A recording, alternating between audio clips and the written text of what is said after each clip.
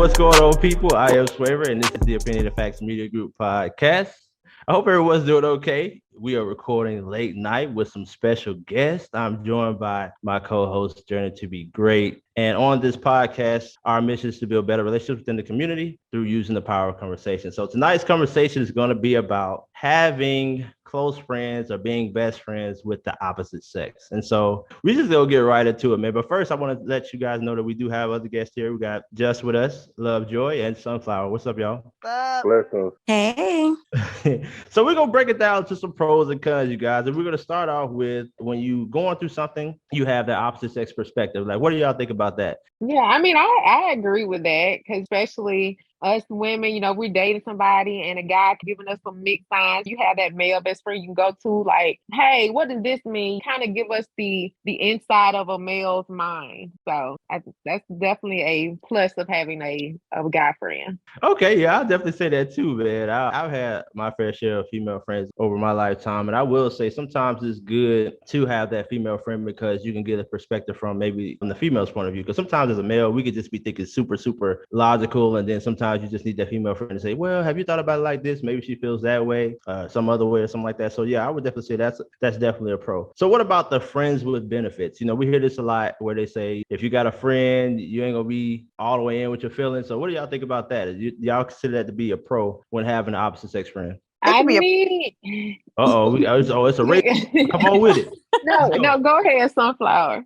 No, I'm saying it could be a pro and a con. I think you just have to establish that between the two. Like, you have to be able to communicate that, hey, this is what I want to do. What do you feel about it? Let me know where your mind is. Like, what do you think about it? Is this going to change the dynamic of our friendship? Or, what is it going to do for our friendship? So I think, like, you should be able to talk about that. And even if it changes, okay, y'all need to still be able to have that conversation. Hey, this is changing for me. I'm feeling it, or hey, I ain't feeling it. I don't want to do that no more. It's just about communication and being open and honest. What would you consider? Absolutely. If they're on one accord, like if both of them, like, hey, we're doing this and we're going our separate ways, then yeah. But if you have one that's getting stronger feelings and they want to try to, okay, well, I want us to go to the movies and out to dinner, and you like, nah, we just smashing and going our separate ways. That's it. Then it that's would be why I think it's negative. That's why I put it with the cons.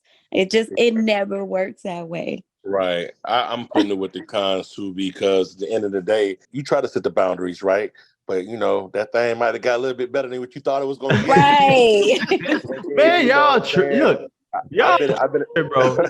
Y'all tripping, man. Y'all got that friend, especially as a guy. You can dive on in that thing, man. Don't even try to front, man. Y'all tripping. Come on. Well, bro. what I'm saying though, man, then you gotta look at like from a serious standpoint. Is the benefit worth losing the value of the friendship? Because at the end of the day, the train's going to crash at some given point.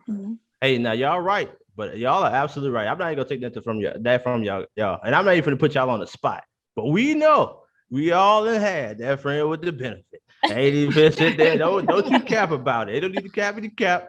We just had it, baby. So I'm gonna go ahead and say that is somewhat of a pro. It is a part of the con too, but when you call somebody up and you don't have to worry about the stipulations, at least not right away, it may be a pro. But let's go to the next one. Low competition for your mate. So Journey brought this up earlier. I thought it was kind of cool. So what you were saying was, well, actually, I can't even explain it. Well, how did you word that, Journey? Well, I was just saying, like, if you have for me, I'm in a relationship, I got a male best friend, a straight male best friend. I don't have to worry about him checking out my man or, trying to, make advances at my man. That's all. And, as far as like the catty, messy type stuff, you don't have to worry about all that, drama and stuff with a male best friend. You don't have to endure that. However, okay, it could turn into a con when coming from your man's perspective or your girlfriend perspective, because they may not be comfortable with the fact you have a opposite sex best friend, especially if they attractive. That part. Yeah. Oh, here it is. Come on, I ain't with it. I ain't with it. Okay, so that takes us to secret lover. Here's the cons, you guys. We're going into the cons. So the secret lover. I think Journey kind of touched on that a little bit, where she was saying the how did you say that? I'm having some trouble tonight. No, I was just saying, for instance, if I'm in a relationship, I have a male best friend, a straight male best friend. I don't have to worry about him, checking for my man.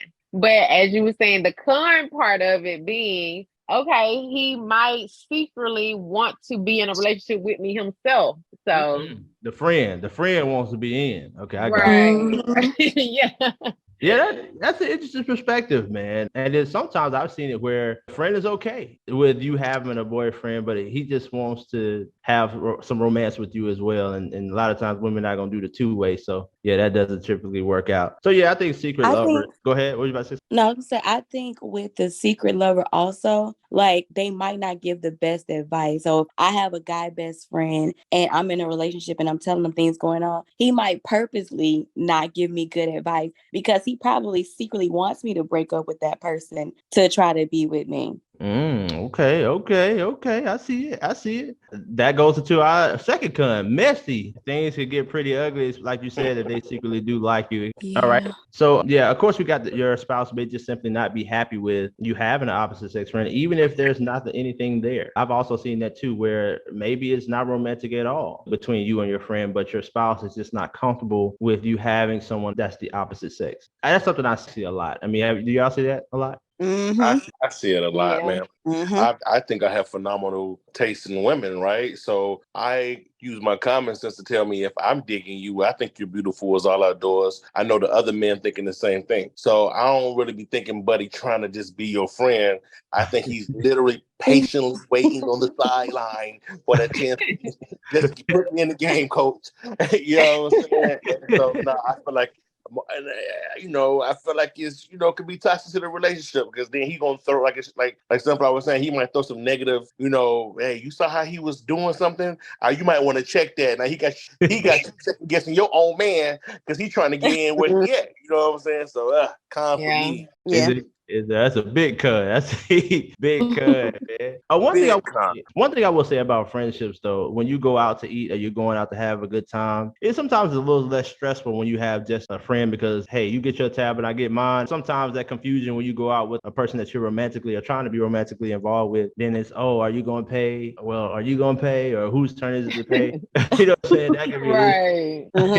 The pressure. Yeah, the pressure is there. Even opening doors, you know what I'm saying? For my lady, I'm opening doors all day. But if you're a friend, I might catch a door for you here and there. I'm just playing, y'all. I'm gonna get Dang. He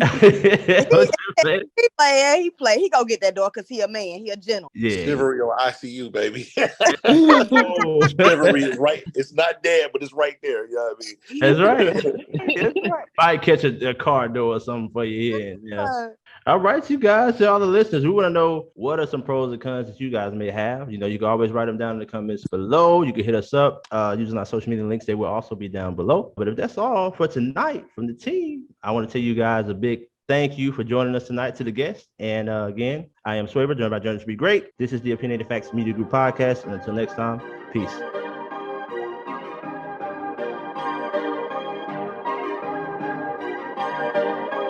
Perfect.